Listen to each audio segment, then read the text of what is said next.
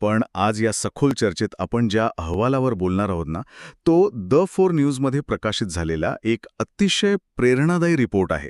आणि हा अहवाल तळेगाव दाभाडे येथील इंद्रायणी विद्यामंदिर संस्थेच्या इंद्रायणी कनिष्ठ महाविद्यालयाच्या 12वीच्या निकालावर आधारित आहे. हो, आणि आजचं आपलं उद्दिष्ट हे अजिबात नाहीये की फक्त कोण पास झालं आणि कोणाला किती टक्के मिळाले याची यादी वाचायची. अजिबात नाही. तर या आकड्यांच्या आत दडलेली विद्यार्थ्यांची मेहनत, वेगवेगळ्या शाखांमधला कल आणि मुख्य म्हणजे 100 पैकी 100 गुण मिळवण्यामागचं अचूकतेचं शास्त्र आपण समजून घेणार आहोत. चला तर मग हे सर्व सविस्तर समजून घेऊया. नक्कीच. या रिपोर्टचं विश्लेषण करताना सुरुवातीलाच एक आकडा आपल्याला थोडा वेळ थांबायला भाग पाडतो. संस्थेचे जे कार्यवाह आहेत चंद्रकांत शेटे, त्यांनी पत्रकार परिषदेत ही माहिती दिली आहे की यंदा या महाविद्यालयातून एकूण 850 विद्यार्थी 12वीच्या परीक्षेला बसले होते. बापरे, 850! हा आकडा तर एखाद्या मोठ्या शाळेच्या एकूण विद्यार्थी संख्येइतका असू शकतो. हो ना. आणि त्याहून महत्वाची गोष्ट म्हणजे या 850 पैकी तब्बल 822 विद्यार्थी उत्तीर्ण झाले आहेत. 850 पैकी 822 म्हणजे चक्क 96% जास्त मुलं पास झाली. हे नक्कीच एखाद्या साध्या शर्यतीसारखं वाटत नाहीये मला. मग कसं वाटतंय? म्हणजे मला तर हे एखाद्या अत्यंत क्लिष्ट आणि अचूक मिलिटरी एक्स्ट्रॅक्शन सारखं वाटतंय. कल्पना करा, शेकडो जणांना एकाच वेळी एका अत्यंत कठीण टप्प्यातून म्हणजे 12वीच्या बोर्डाच्या परीक्षेतून सुरक्षित आणि यशस्वीपणे बाहेर काढायचंय. अगदी समर्पक उदाहरण दिलं तुम्ही. पण इथे माझ्या मनात एक विचार येतोय, जेव्हा एवढ्या मोठ्या प्रमाणावर मुलं पास होतात ना, तेव्हा हे केवळ त्या मुलांच्या वैयक्तिक हुशारीचं लक्षण असतं की यामागे एखादं मोठं सिस्टमॅटिक किंवा संस्थात्मक गणित असतं? हे बघा, वैयक्तिक हुशारी नक्कीच असते, पण जेव्हा आपण 822 मुलांच्या यशाबद्दल बोलतो ना, तेव्हा तिथे वैयक्तिक हुशारीपेक्षा सिस्टम जास्त काम करत असते. मी सांगते कसं ते. सांगा ना. 12वीचं वर्ष हे विद्यार्थ्यांच्या आयुष्यातील एक अत्यंत तणावपूर्ण वर्ष असतं. या वयात लक्ष विचलित होण्याची हजारो कारणं असतात. हो, सोशल मीडिया आहे, मित्रमैत्रिणी आहेत. अगदी. अशा वेळी एवढ्या मोठ्या समूहाला अभ्यासाच्या एकाच प्रवाहावर केंद्रित ठेवणं, त्यांच्या शंकांचं वेळेवर निरसन करणं, पूर्वपरीक्षा घेणं आणि मुख्य म्हणजे परीक्षेच्या भीतीतून त्यांना बाहेर काढणं, हे एखाद्या भक्कम संस्थात्मक यंत्रणेशिवाय शक्यच नसतं. बरोबर. हा जो आकडा आहे ना, तो त्या यंत्रणेच्या सातत्यपूर्ण प्रयत्नांचा पुरावा आहे. आणि या संपूर्ण मोहिमेत असा एक विद्यार्थी आहे ज्याने केवळ ही मोहीम फत्तेच केली नाही, तर संपूर्ण प्रदेशाचा रेकॉर्ड मोडलाय. हो, आदर्श वर्मा. बरोबर. विज्ञान शाखेचा विद्यार्थी आदर्श रामसिंग वर्मा, त्याने 94.33% गुण मिळवून केवळ महाविद्यालयातच नाही तर संपूर्ण मावळ तालुक्यात प्रथम क्रमांक पटकावलाय. मावळ तालुक्यासारख्या ठिकाणी प्रथम येणं ही खूप मोठी गोष्ट आहे, कारण अशा तालुक्यांमध्ये अनेक गावं असतात, निमशहरी भाग असतो आणि अनेक नामांकित महाविद्यालये असतात. म्हणजे स्पर्धा खूप तीव्र असते तिथे. हो ना. तिथे वेगवेगळ्या पार्श्वभूमीतून आलेले हजारो विद्यार्थी एकमेकांशी स्पर्धा करत असतात. अशा अत्यंत स्पर्धात्मक वातावरणात स्वतःला अव्वल सिद्ध करणं हे आदर्शच्या अफाट एकाग्रतेचं दर्शन घडवतं. हे खरंच कौतुकास्पद आहे. पण आता आपण या निकालाच्या जरा आत जाऊन शाखांनुसार म्हणजे स्ट्रीम बाय स्ट्रीम थोडं सूक्ष्म विश्लेषण करूया, कारण तिथे मला काही खूपच वेगळे आणि अविचार करायला लावणारे ट्रेंड्स दिसले आहेत. अच्छा, कोणते ट्रेंड्स? जर आपण विज्ञान आणि वाणिज्य म्हणजे सायन्स आणि कॉमर्स या 2 शाखांचा विचार केला तर तिथे एक स्पष्ट वर्चस्व दिसते. मुलींचं वर्चस्व. बरोबर. अगदी बरोबर. बघा, विज्ञान शाखेत ओजस्वी छाजेड हिने 92.50% मिळवून द्वितीय आणि अनुष्का जाधव हिने 91.50% मिळून तृतीय क्रमांक मिळवला आहे. आणि कॉमर्समध्येही तसंच चित्र आहे. हो, वाणिज्य शाखेत राधिका कामनवार 92.33% प्रथम, प्रणाली घाडे 91.33% द्वितीय आणि हर्षदा शिंदे 85.33% मिळून तृतीय स्थानी आहे. या सर्व नावांमध्ये एक साम्य आहे. हो, पहिल्या 3 क्रमांकांच्या यादीत मुलींची निर्विवाद मक्तेदारी आहे. अगदी. हे कशामुळे होत असावं? शैक्षणिक मूल्यमापनाच्या दृष्टिकोनातून बघितलं तर हा एक अत्यंत महत्वाचा कल आहे. आणि हे केवळ एका वर्षापुरतं मर्यादित नाहीये. अनेक दशकांपासून आपण हे पाहत आहोत. म्हणजे हा पॅटर्न आहे एक प्रकारचा? हो, मुलींचं हे शैक्षणिक यश त्यांच्या अभ्यासाच्या पद्धतीशी जोडलेलं आहे.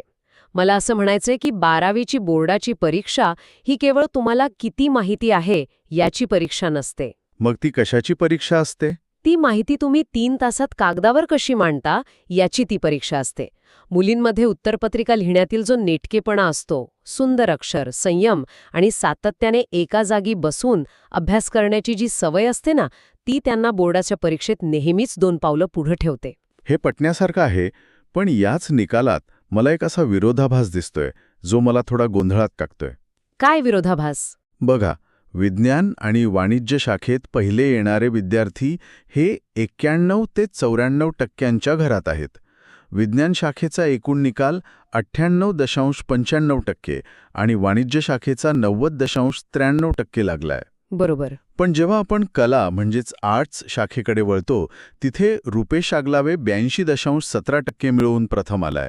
सुषमा मोहर्ले 80.33% द्वितीय आणि वैष्णवी शेळके 72.17% तृतीय आली आहे. आणि तंत्रशिक्षण विभाग म्हणजेच व्होकेशनल स्ट्रीममध्ये तर टॉपर्सची टक्केवारी आणखी वेगळी आहे.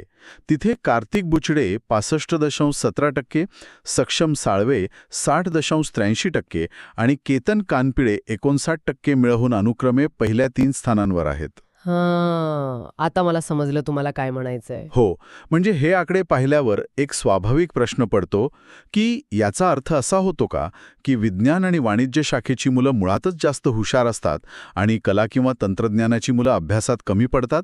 अहो नाही. हा एक अतिशय मोठा आणि दुर्दैवी गैरसमज आहे, जो समाजात अनेकदा पसरलेला असतो.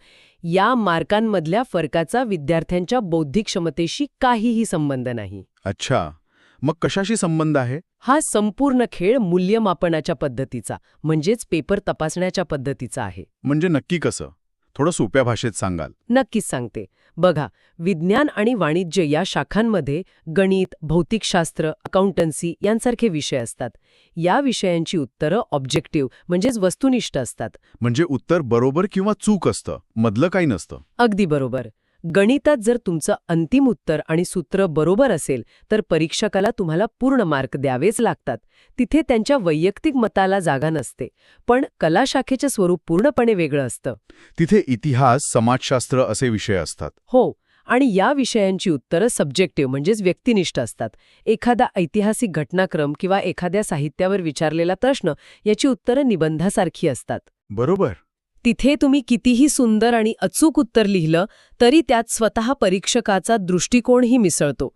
अशा वर्णनात्मक उत्तरात 10 पैकी 10 किंवा 100 पैकी 100 गुण मिळणं जवळजवळ अशक्य असतं.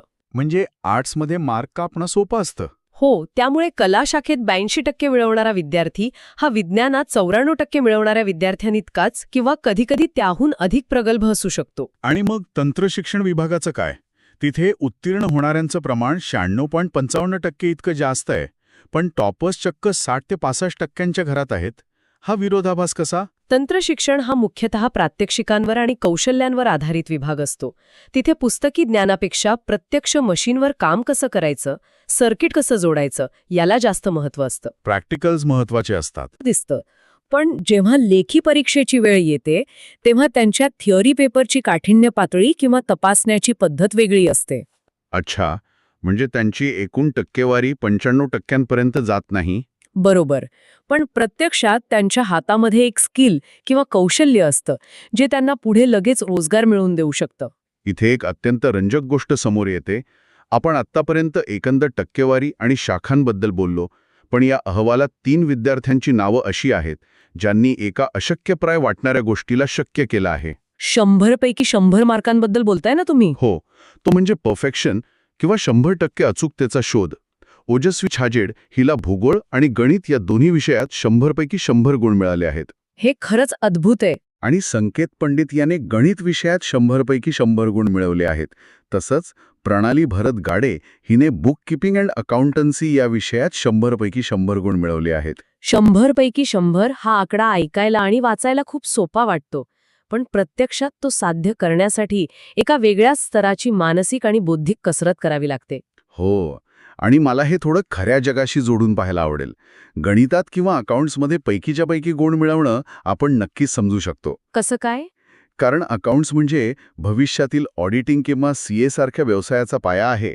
तिथे बॅलन्स शीटमध्ये 1 रुपयाची चूकही खपवून घेतली जात नाही.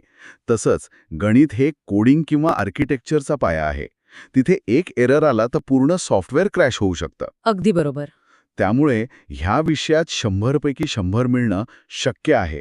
पण मला सर्वात जास्त आश्चर्य वाटलं ते ओजस्वीच्या भूगोल या विषयातील गुणांचं. भूगोलात 100 मिळवणं खरंच कठीण आहे. तेच तर, भूगोल म्हणजे नद्या, पर्वत, हवामान, लोकसंख्या ह्यात एखाद्याला 100 पैकी 100 कसे मिळू शकतात?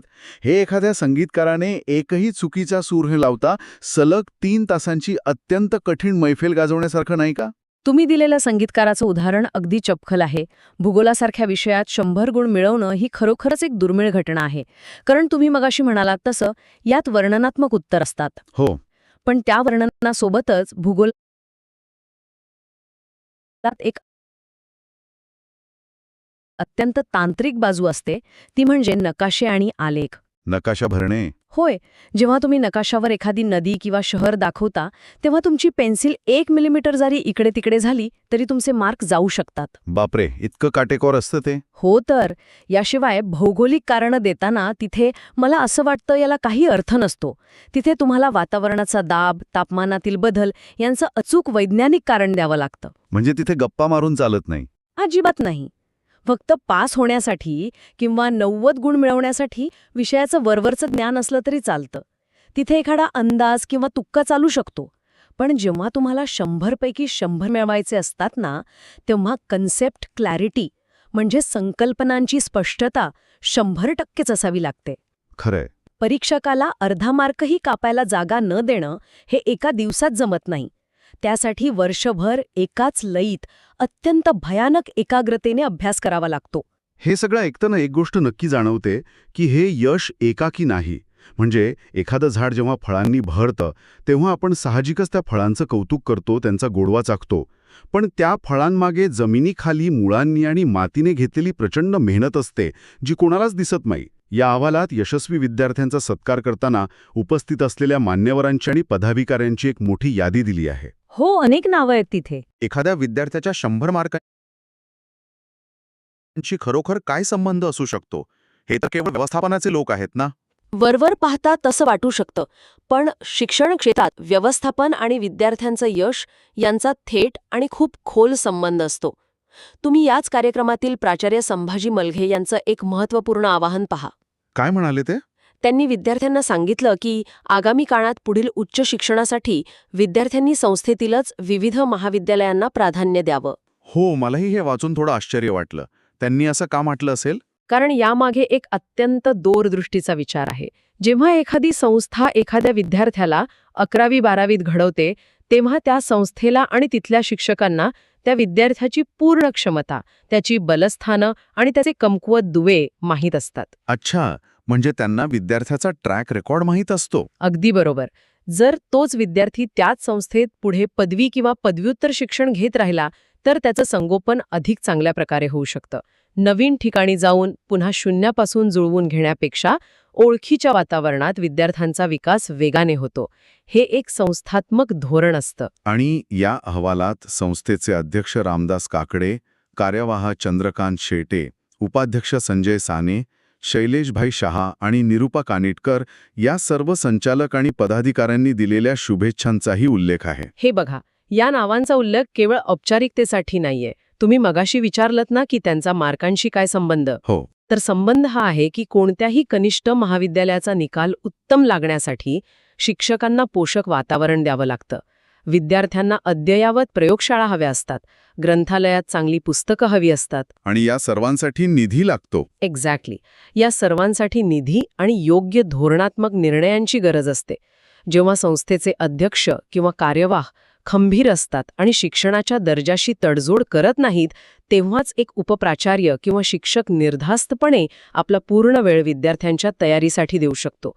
ती जे 822 मुलं पास झाली आहेत ना, ती या भक्कम संस्थात्मक इकोसिस्टीममुळेच. तर या सर्व माहितीचा व्यापक अर्थ काय? आपण आज खूप साऱ्या मुद्द्यांना स्पर्श केला. सुरुवातीला आपण 850 पैकी 822 विद्यार्थ्यांच्या मोठ्या संस्थात्मक यशाबद्दल बोललो. हो. मावळ तालुक्यात प्रथम आलेल्या आदर्श वर्माच्या यशामागील सातत्य समजून घेतलं. विज्ञान आणि वाणिज्य शाखेतील मुलींचा वर्चस्व आणि कला तसंच तंत्रज्ञान शाखेतील मार्कांच्या मूल्यमापनातील फरक यावर अतिशय सविस्तर चर्चा केली. आणि 100पैकी 100 गुणांबद्दलही बोललो. अगदी. गणित, भूगोल आणि अकाउंट्समध्ये मिळालेले ते परफेक्ट 100 गुण आणि त्यामागील शून्य त्रुटींचं किंवा झिरो एररचं मानसशास्त्र उलगडून पाहिलं. या सगळ्या आकड्यांनी आणि कथांनी आपल्याला हे नक्कीच दाखवून दिलं आहे की अचूक नियोजन, मेहनत आणि एक भक्कम संस्थात्मक व्यवस्था एकत्र आली की अशी जादू निर्माण होऊ शकते. हे आकडे केवळ वर्तमानपत्रात छापून येणाऱ्या बातम्या नाहीत. मला असं वाटतं की हे आकडे म्हणजे या सर्व विद्यार्थ्यांच्या भविष्यातील अत्यंत उज्ज्वल कारकिर्दीची पायाभरणी करणारे मजबूत दगड आहेत. पण या सर्व सखोल चर्चेच्या शेवटी एक असा मुद्दा समोर येतो जो खऱ्या अर्थाने विचार करायला लावणारा आहे. कोणता मुद्दा? या सर्व विद्यार्थ्यांनी एका ठराविक अभ्यासक्रमात एका विशिष्ट आणि बंदिस्त परीक्षा पद्धतीत परफेक्ट 100 मिळवून आपली बुद्धिमत्ता, एकाग्रता आणि स्मरणशक्ती सिद्ध केली आहे. त्यांच्यासाठी आज एक छापील प्रश्नपत्रिका होती आणि त्याचं एक परफेक्ट उत्तर होतं जे पुस्तकात आधीच छापलेलं होतं. अगदी बरोबर. पण जेव्हा हेच विद्यार्थी उद्या खऱ्या आयुष्यात एखाद्या कॉर्पोरेट जगात किंवा उच्च शिक्षणाच्या पुढच्या अत्यंत गुंतागुंतीच्या टप्प्यावर पाऊल ठेवतील, तेव्हा तिथे त्यांना समस्या सोडवण्यासाठी कोणतंही 100% अचूक असं छापील उत्तर मिळणार नाही. खरंय, तिथे मॅन्युअल नसतं कोणतं. तेच तर. खऱ्या आयुष्यात अनेकदा मायनस मार्किंग नसतं, पण घेतलेले चुकीचे निर्णय तुमचं मोठं नुकसान करू शकतात. तिथे कोणतीही ऑब्जेक्टिव्ह परीक्षा नसते. जीवनातील बहुतांश निर्णय हे सब्जेक्टिव्ह असतात, जिथे सगळेच पर्याय बरोबर वाटतात किंवा सगळेच चुकीचे वाटतात. हो, आयुष्य खूप गुंतागुंतीचं असतं. मग अशा या अत्यंत गोंधळलेल्या, अनिश्चित आणि कोणत्याही आन्सरकीशिवाय चालणाऱ्या खऱ्या जगात पुस्तकातून मिळालेली ही परिपूर्णतेची आणि 100पैकी 100ची सवय त्यांना किती आणि कशी फायदेशीर ठरेल? पुस्तकातील ह्या परफेक्ट यशाचं रूपांतर खऱ्या आयुष्यातील व्यावहारिक शहाणपणात कसं होईल, हा खरा प्रश्न आहे. हां, खरोखरच खूप गहन विचार आहे. हाच विचार घेऊन आजचं हे सखोल विश्लेषण आपण इथेच थांबूया. अशाच एका नवीन, माहितीपूर्ण आणि रंजक विषयाच्या सखोल विश्लेषणासह पुन्हा भेटू. तोपर्यंत ऐकत रहा आणि विचार करत रहा. अशाच नवनवीन बातम्या पाहण्यासाठी सबस्क्राईब करा आमच्या चॅनलला आणि पाहत रहा द फॉर न्यूज.